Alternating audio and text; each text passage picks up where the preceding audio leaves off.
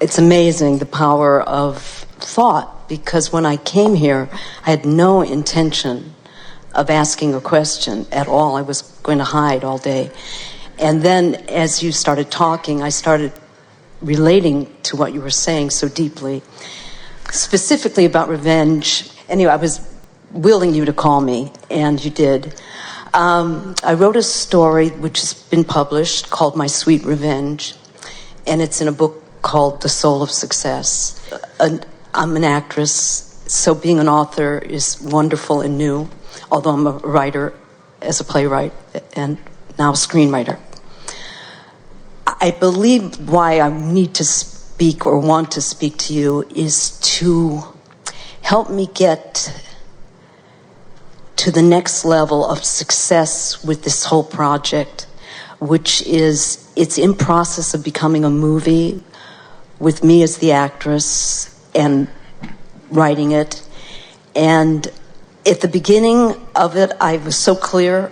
Well, what keeps happening is you keep wanting to move into action before you've done the alignment process. And that's what makes you ask these kinds of questions. Yes. When you take the time to do the alignment process, the process just carries you along your merry way, and you say, oh, look over there, oh, look over there, oh, look over there, oh, look over there. And then you begin telling people, you're just not going to believe the doors that are opening to me. I just had this small idea. You don't say, I willed it into being. You say, I had this idea, and the idea felt good, and I focused upon the idea, and then another idea expanded, and then this door opened, and this door opened. When you do the alignment work first, the action part just moves itself right along. So when you say, I need your help to help me know what the next step is, we say the next step is not worrying about what the next step is. The next step is taking the emotional journey in whatever way you have to do it. The fastest way that we know is to just fast forward in your mind and feel the fun of being underway in full production of this fabulous thing that you're loving doing. A lot of people, they want the dream to go all the way to the Academy Awards or all the way, but we want you to go all the way to whatever part of the process rings your bells the most. And we think it is the involvement in the creative work. And so, you know how when you get an idea and it explodes within you, you know it's good, and you can envision it playing out on the stage or playing out on the screen, and you know that you've really got a good idea. Those explosive moments are moments of alignment, alignment of energy, that make the actualization of it later on much, much easier. And so, you know from your own creative experience that when you line up with the thought of it, that the manifestation of it comes so much more easily. And yet, as creative as you are, so many of you are so hung up on the action part of it. And if we had a way to zap you with our magic wand, we don't, and we wouldn't really, well, we might. No, we wouldn't. No, we might. What we would zap you with is an understanding of the pleasure of the emotional, vibrational alignment and a detachment from the need to get involved in the action part of it. All of you are trying too hard with your action and not getting it together with your vibration, and then your action is not pleasurable because you're trying to milk too much energy from the action that never has it to give. You never intended to write a play or to act a play or to produce or play or to create it through action. You intended to do it all through the alignment of energy.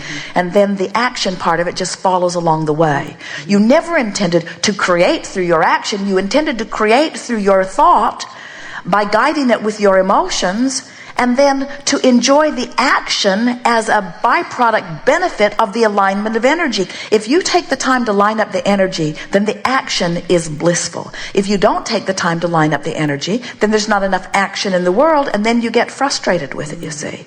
The work is mental. The work is emotional. Now here's the question that we want to put to you, and we think it's really what you want to talk about here too.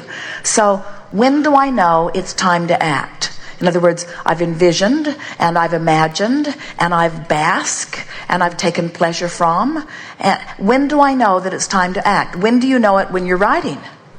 It's a burst. You can't not write it down. And It's what a fabulous idea. It has nothing to do with me. It's come. Well, it does have something to do with you. It has to do with the alignment of you. In other words, when you have that impulse that you must write it down, that means you're tuned in, tapped in, turned on. Exactly. You have set forth the desire, and you have, in whatever way, brought yourself into alignment with it. And in that state of alignment, the words just sort of explode from within you, and you cannot not write them down. In fact, nobody could keep you from writing them down. And you can't write them down fast enough. And when you write them down, are they pleasurable? Oh, God. Of course they are, because they've come from inspiration. You're not trying to make it happen through action. You're letting the inspiration flow through you. So now you've written this wonderful book. Now you're molded into a screenplay. And let's say, for sake of all of this, that you have brought it to the screen in your mind. And so now when you say, I need to know what's the next step, what's the next step? The next step, unless it's exploding within you, is no step at all. Okay.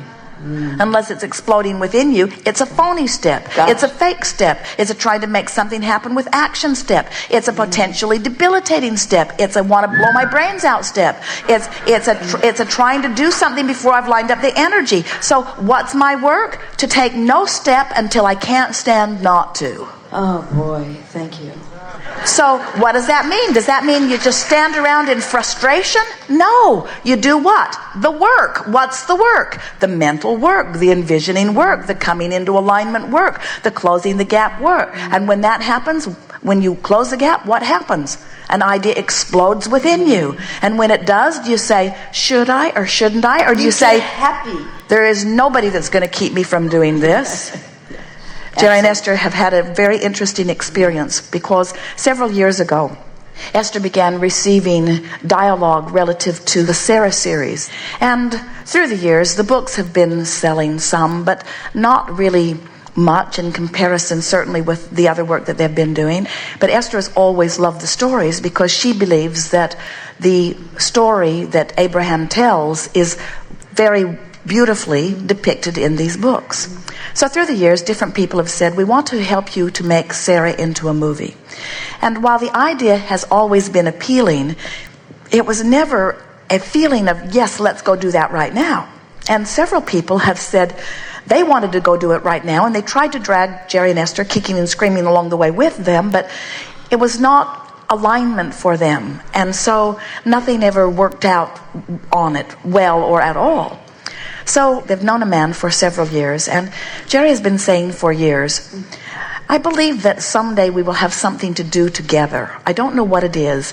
And he was happy to leave it at that. And Esther would say, I know what you mean. And sometimes they would try to speculate and ponder what it meant, but they got nowhere, so it wasn't satisfying. So they just left it at this light impulse that they had.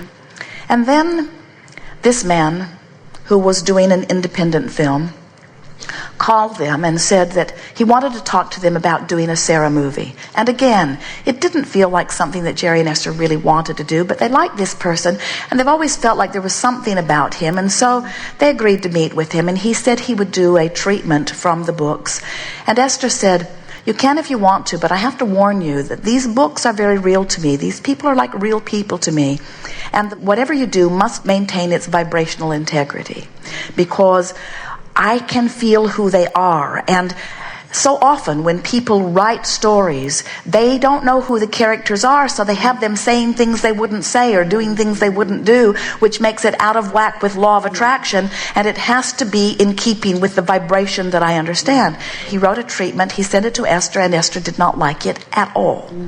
So she sent him an email and said, you know, we may be very well barking up the wrong tree again here, because this isn't feeling like I want it to feel. So let's just leave it where it is and think about it later, which was the most downstream thought that she could find. Telling this man to go away felt upstream. Doing the movie, as he was encouraging, felt upstream. So let's just leave it where it is. That was the most downstream thought that she could find. And so a few weeks passed, and they are doing a lot of other things, thinking about many other things. Esther is putting much in her vibrational escrow and lining up with it. The energy is moving very fast, and lots of things are happening with them, and they are happier and more enlivened every day. And then this man comes to the San Diego seminar, and Esther waves at him from across the room, and that is all the contact she has with him. And then a day or two later, they receive a FedEx package from him, and he says, I was in the audience. I was so tuned in, tapped in, turned on. I spent Sunday afternoon writing this music for you. This feels like Abraham music to me, he says. So Esther puts it in the player. They are sitting in a parking lot at Del Taco having a taco. She puts it in the player, and all of a sudden, this sound of this music is moving through Esther, and she feels herself in a whole new place. And all of a sudden, she says to Jerry, Sarah has to be a musical. Now, as this is exploding within her, Jerry's hair is sort of being blown back by it because something so big came into place for Esther so fast. And so, as she is feeling this, all of a sudden the words begin flowing, several words from several different parts of the book. And so she calls Stuart on the cell phone and she says, Stuart, Sarah has got to be a musical. And he's quiet for a moment, and then he begins to laugh. He says, I have always wanted to do a musical. He says, I won a Philharmonic Award when I was a youngster, and Esther said, I can feel that you're very good at this. I've never felt music that felt more integral to me than this does. Esther said, have you got something to write on? Things are exploding within her. She said, I'm going to give you 5 or 6 places in the Sarah story where I know that there is a very good place for a song. So write this down. This is the mood. This is the attitude. If you can write some music that feels like that, send it to me and I will write some lyrics for it, because Esther can write lyrics like no one you have ever seen. So, Stuart spends 2 days and sends her 7 songs. Esther hears the 7 songs and 2 days later has written the lyrics for 7 songs. And now they are on fire.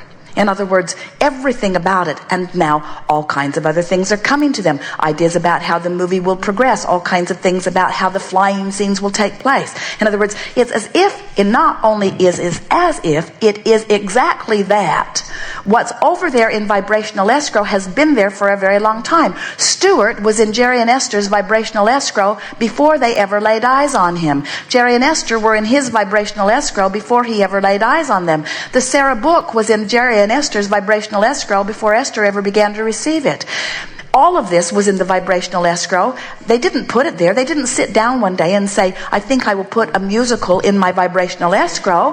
What happened was they lived life bit by bit and put a piece in, a piece in, a piece in, a piece in, a piece in, a piece in, and then it stirred itself up and it got source energy involved in it, and it became something that they could feel, but they did not know what it was. They knew that that wasn't it, and that wasn't it, and that wasn't it, and that wasn't it. But as they get living happily ever after and close their gap on this subject and close their gap on this subject and close their gap on this subject and close their gap on this subject, before you know it, they're tuned in, tapped in, turned on, and all of a sudden, do you know what happens when you're tuned in, tapped in, turned on? Hear this word. It's the most important word of the day. You feel convergence. You feel the converging of thoughts and energy and people and circumstances and events. Law of attraction is the manager of all of that. So when you take the time to line up with who you are, now you are in a place where you can converge, because you are the same vibrational equivalent of everything that's in your vibrational escrow. And even though you don't know how it's going to play out, now you're ready to recognize it when you see it. Now you're ready to say yes to something that you meant to say yes to long ago, but you weren't ready to converge with it because you hadn't converged with yourself yet. You hear people say, it was there all along and I could not see it. And we say, it doesn't matter if it was there all along. If you could not see it, you weren't ready to converge with it. So the whole point of this Art of Allowing workshop is to help you to do the only work that matters, which is to come into alignment with who you are, so that you are then able to see the next step and the next step and the next step and the next step. So you only ever have one step to make, and that is to feel as good as you can feel right here and now. To feel as good as you can feel right here and now. And when you have the experience of seeing this movie, you will understand that at one time it was just a thought, and then it became a thought that was bigger, and then it became a thought that was bigger, and then it became a thought that was bigger, until the thought became so compelling that it was able to draw all of the resources from around the universe to it, for it to become that which you had given birth to incrementally. And you say, but what part do I play in it? I want to control it. I want to manage it. I want to be the one that receives the credit for it. And we say, you are the creator of it vibrationally, and you may very well be the facilitator of it, but you are nothing more ever of any of these creations than a willing person floating on the river toward the convergence of that which you have set into motion. That's your work. You're working too hard. You're trying too hard to make things happen. You want to begin to let the things happen that your life has already caused you to create. It's already over there in vibrational escrow.